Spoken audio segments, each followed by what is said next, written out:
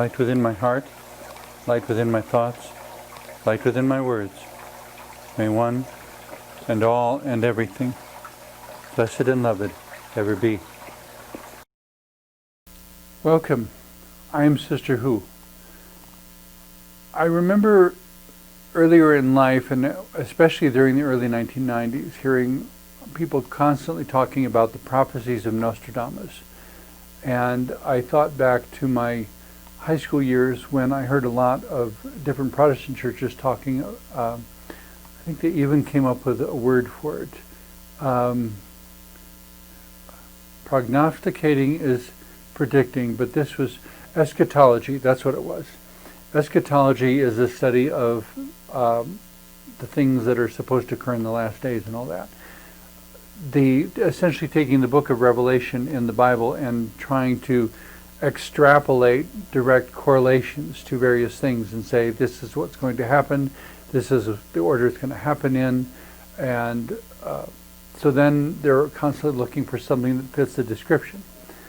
Well, the problem, of course, is that according to the people I talked to in high school, Jesus was supposed to come back in 1984, 1988, 1999, 2000, 2010. We're now in 2021 and still going, and if it's happened in a way that was so different from what they predicted, that because all these dates have passed. And it's getting interesting now as we're looking at science fiction movies and such that were made 20 and 30 years ago, predicting what life would be like in 1999, what life would be like in 2001, what life would be like in 2010. And it was a nice thought, but it hasn't happened. It was a nice story, but we still have to keep writing the future.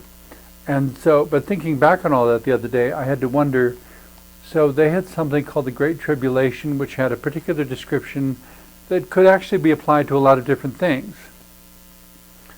But as I'm looking around at all the different things that are going on, I'm wondering, what if we're living in the Great Tribulation?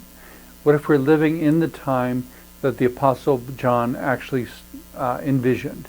You know, if his vision was real, what if this is the time? But I'm sure there are people who would ask the same question about things that were happening 1,000 years ago, wondering if 1,000 years after the Apostle John, if this is the Great Tribulation. Well, in all of that, it still comes back to the same basic questions. What kind of person will you show yourself to be? If I am living in the Great Tribulation, what kind of person am I supposed to be in that time?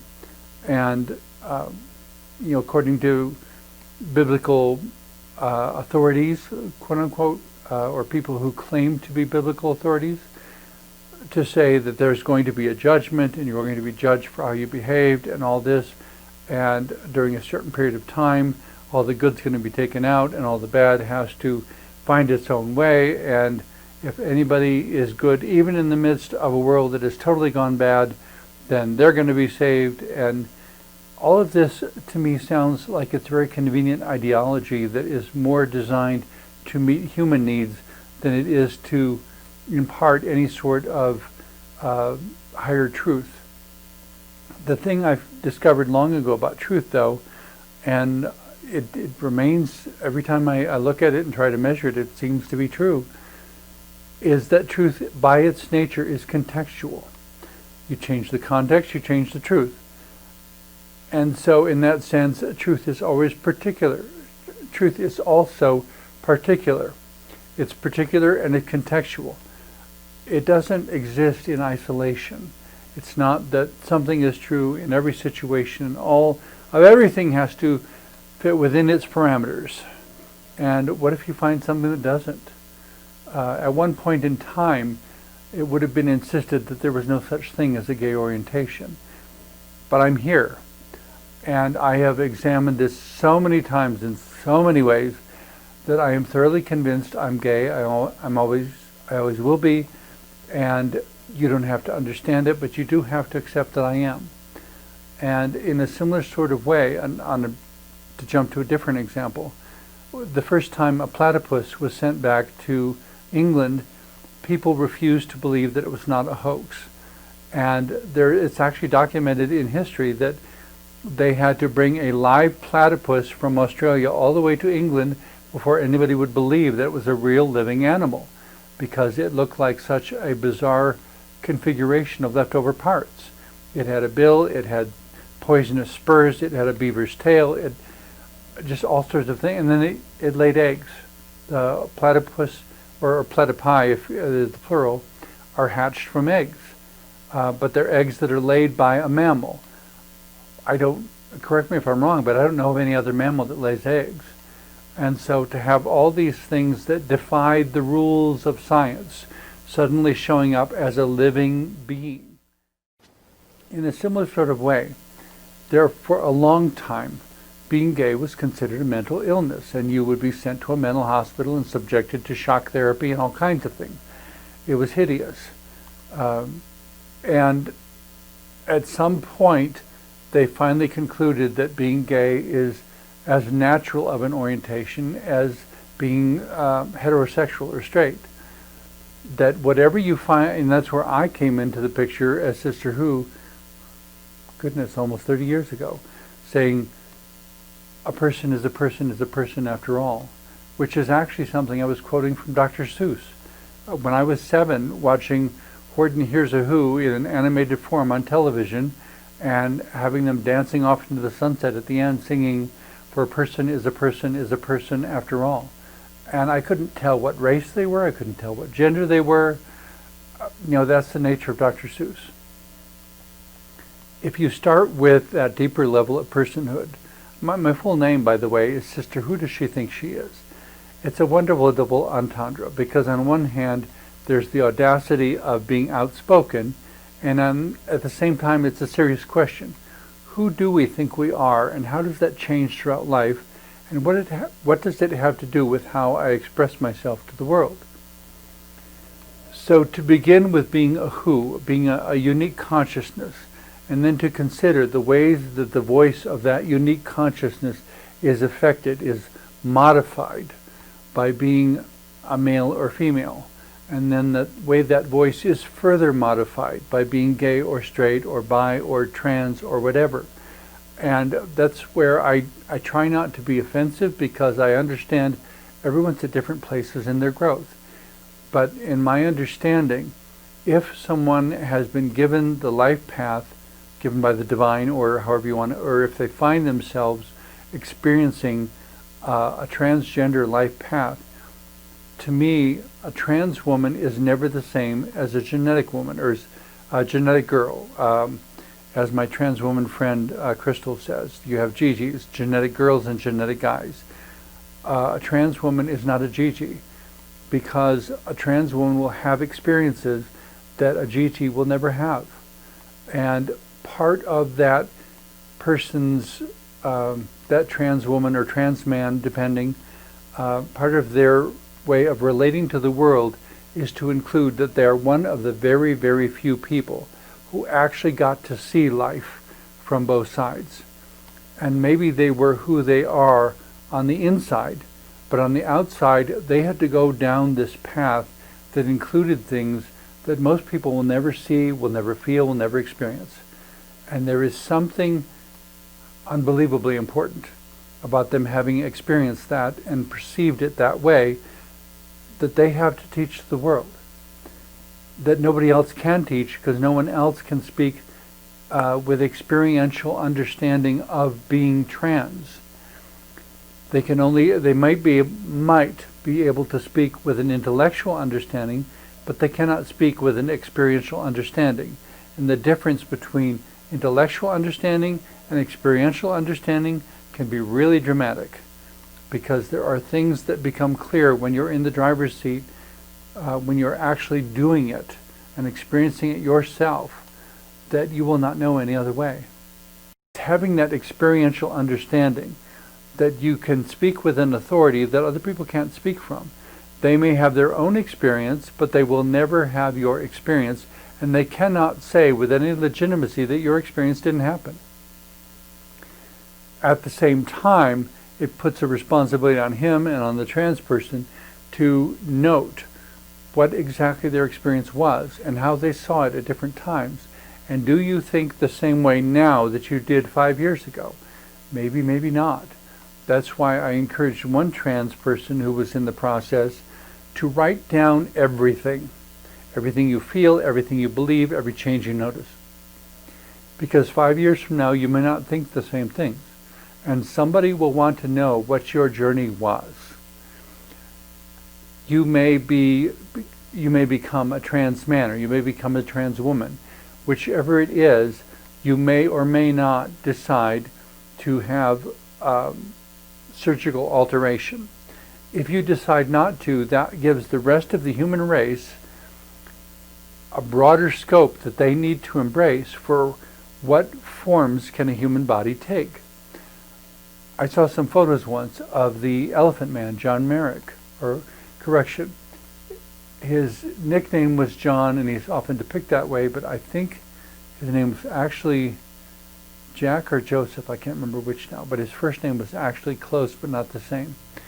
But they were pictures taken of the Elephant Man nude, but it wasn't a titillating pornographic photo or anything of, oh my God, it's a nude man. It was the picture of trying to understand how a body was that shape. How could your head and your arms and your back, and how were you that shape? It was kind of mystifying, and I really didn't know how to absorb someone going through life with that shape. And how did you make clothing, and how did you dress yourself? You weren't always wrapped in a blanket, for crying out loud. You actually had clothing. It was a whole realm of enigmas and contrasts and different ways of being that I had never been exposed to before. And so in a certain way, I think as trans people become more known, and as there is less surgical alteration going on in some cases, and more in some other cases, we're going to wind up with human bodies that come in such a broad range of forms and shape that for a while it's going to be, I don't mean this in a demeaning way, but it's kind of be like the sideshow at the circus. Not that you're shocked or horrified or this sensationalized, but that you're trying to absorb that the human body can in fact be shaped in all these different ways. And genitalia can in fact be shaped in all these different ways. And the genitalia does not define the gender of the person. And that in itself is a radical concept in some places. And so in a way, we're all stuck with the challenge of writing a bigger definition for humanity than people who came before us were able to write. And they had a definition of this is a human being, fit within the box or else. And in the current day and age, we can't do that. We have to say, guess what? I've just blown the box apart. Human bodies now come in all these different shapes and forms that may not have existed before. Because 100 years ago, we didn't have sexual reassignment surgery. We didn't have plastic surgery in many cases. We didn't have ways of altering how somebody's body was to make it congruous with who they found themselves to be on the inside. At one time, this was considered a mental illness until we understood more and we learned more and we met more people and we had more conversations. And then we had to finally come to the point, we meaning the human race, the human species, humanity had to come to the point of saying, these people are just as normal as you or I. They just have different ways of experiencing and looking at and dealing with relationships. There's different ways of being. I find it amusing. But of course we'll never know the rest of the story because nothing else is written down. But I find it amusing the one time I was going through Wyoming, and I got to northern Wyoming and I went to the Little Bighorn Battlefield Museum Memorial, where the Battle of Little Bighorn was fought between General Custer and Crazy Horse and all the Sioux Indians. And in there, at that time, I don't know if they've removed it or not, but at that time they had one of the logbooks from the frontier fort. And in there they noted that there was a certain person who went by the name of Mrs. Nash. And Mrs. Nash was married to a succession of cavalry officers. And as the cavalry officers would get killed in battle or whatever, She would marry someone else, and after a succession of marriages, finally Mrs. Nash died also. And that was when they discovered Mrs. Nash wasn't a Mrs. And nothing more is said. And I just wish I knew the rest of the story, because it would be totally fascinating how someone would exist 100 years ago in the days of frontier forts and Indian battles and so forth, how you would exist as an anomalous person in that day and age and keep it so completely secret. And did her husband's know? I don't know. And did she prefer female pronouns? Was she a trans woman ahead of her time? Or was she a gay man who was trying to masquerade as a woman in order to not be forced into all the usual strictures? Or was she a bisexual person who chose this manifestation to the world? I don't know. And I don't know how we'll ever find out. But they're fascinating questions to consider. That gay and lesbian, the terms gay and lesbian are actually very modern terms. And of course bisexual is the next term after that, to indicate somebody who was neither and was not in transition, but understood that this is where the most integrity lay. That to live with integrity should be the right of every person. The problem is that people come in more shapes and forms than anybody could imagine. The challenge of all of that, of course, is if we're, going back to the beginning of the show, if we're living in the Great Tribulation, where our definitions are being rewritten and our forms are, the spectrum of possible forms is being expanded. And if we're in that time, and if being within this time is not a form of judgment, but it just simply is what it is, and what the Apostle John saw was not that God was trying to punish humanity for, oh, you bad persons, you, but God was simply giving a time that would reveal the truth of each person. That who you are comes out during difficulty because it is so much harder to pretend to be something you're not. If that's the case, when everything's going nice, you can pretend you like everybody. But when things get really rough, and in speaking with a gentleman the other day who went to prison, I said, and who was there on the day that you were sentenced to prison? And who was there to hear the last court case when the verdict was announced? And he just said, no one. And I just said, and I've been in a similar situation, and I'm trying to figure out what to do with that. That when everything was fine, I had lots of friends, and when everything went wrong, they all disappeared. If you're a good person in good times, it doesn't prove anything. If you're a good person in bad times, that's when we know who you really are. And if you are a man in times when it's popular and easy to be a man, that's one thing. But if you're a man trapped in a woman's body during a time when everybody's supposed to be men and you can't be who you are because the world says you have to fit into the mold, and you say, but I can't. Does that mean we shoot you? Does that mean we burn you at the stake? What does that mean? I think because this person is born, the divine wants us to learn something. And we're not going to learn by insisting on the categories, which is where I come back to again and again saying, don't chase the categories. Be yourself, live with integrity, and if we're living in a time of abundance, or if we're living in the Great Tribulation, be yourself and live with integrity. And understand that if the whole world is going crazy and everything is bad and everything is wrong, or you're growing up during the 100 Years' War in Europe, or decades of war in a Middle Eastern country, these things are part of your experience also, and you were born where you were born for a reason, and you were born as you were born for a reason. And that it is not a mistake that you are bi or trans or whatever it is that you find yourself to be. And you may think of yourself one way at one point in life, and then think of yourself as another way at another point in life. None of us is in a position to say what the progression of life is supposed to be.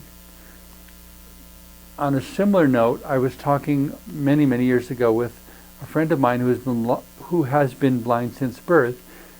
She now has a doctoral degree, so it's amazing. And don't try to tell Dr. Parker that she's disabled, because she probably will throw something at you and she won't miss. But she mentioned, when we were talking about people with disabilities, that the thing you have to remember when you're talking about marginalized populations is that everyone's a candidate. Any one of us could wind up tomorrow as a person with a disability because of a motorcycle accident, because of a disease, because we were born with it, because of anything. There are so many possible causes. If all of that is happening during one of the dark times that the earth is going through, if it's a time of war, if you were born during the Great Depression, if you're born at the beginning of the Great Depression in the United States, that would mean that you would be an adult before the Great Depression ever ended, because it took that long to get out of that horrific societal circumstance. And there were people who lived through that and didn't really experience it because of the way they had hoarded wealth or stored it ahead of time or something like that. I don't know that there are more people, that they are more of a person than they would have been if they'd been born into poorer circumstances. They may have survived physically, but they may have been completely undeveloped emotionally and spiritually and socially and every other way. An empty shell that's essentially 20 years old and has lots of money but doesn't really understand anything, much less how to love or tell the truth. I'm amazed at how many people I run into these days who have great difficulty when it comes to simple, honest and direct communication, and have great difficulty talking to me because I tend to be direct about things and I don't beat around the bush. And if you want to pretend to be what everybody likes so that you'll be popular and accepted, you'll be an empty shell, in my opinion. And it's not because I'm trying to be judgmental, it's because I'm trying to encourage you to notice who you are and what you have to give. There are experiences and perceptions and understandings that exist only within you. And if you do not share them with the world around you, the world will never know them. It'll be like Leonardo da Vinci being stillborn. And why does any mother have to experience a child that is stillborn? Such a horrifically painful experience, and that anyone would tell her to just get over it and move on is so callous and awful and evil even. There needs to be love to say, my God, what you've gone through, how can I help? And take as much time as you need to. And would it help to have a funeral? Would it help to make a quilt? Would it help to, what would help you? And at the moment closest to the pain, I don't think any woman would know, because pain is very blinding and by its very nature. And there is something about this period forecast as the Great Tribulation. I think what makes any great tribulation a tribulation is people who are lacking in love. People who are not there, who don't care, who consider you the person who doesn't count, who want you to forget about it and move on. And the humane part is to express love. And in that love, that love come across as compassion, that it come across as validating the woman's humanity, that I don't have any way of suggesting why this happened. But the fact that you are still alive and that you've had this experience means that there is something you can learn from this experience, or something that you did learn from this experience that maybe you didn't realize you learned, that the rest of us need to know. And so as you work through these difficult emotions, as you work through this traumatic separation, what are you feeling? What are you thinking? There's something about this that we need to learn how to do compassion for you. We need to learn how to be there for you in ways that that you especially need right now, even though you may not know that you need right now. So it's very much a discovery process for both of us. You have suffered a tremendous loss, and we need to learn how to be healers and how to be compassionate toward people who have experienced this kind of loss, so that whether it's the refugee son who was found floating in the Mediterranean, or whether it's your son who is stillborn, or whether it's your daughter who died of sudden infant death syndrome. Just find that child sleeping in her crib. She was sleeping one minute and she was dead the next. Why is this happening? And we have to keep looking for the answers until we find them. But in the meantime, to learn everything we can about compassion and being there for each other, and reminding you that you matter, and that this horrible, painful experience is somehow part of the reason you matter, and that there is something about it that you will come to understand in time that we need to know, because we won't be able to experience this the way you have, and we won't be able to know what you know and to feel what you feel, and won't be able to be there for people who may have experienced a similar sort of traumatic experience. In any case, I'm rambling here, I know, but this comes back to dealing with difficulty by shining a light, dealing with darkness by lighting a candle, not letting what's around you define you, but remembering who you are in the midst of any situation you ever find yourself in. Thank you very much for watching.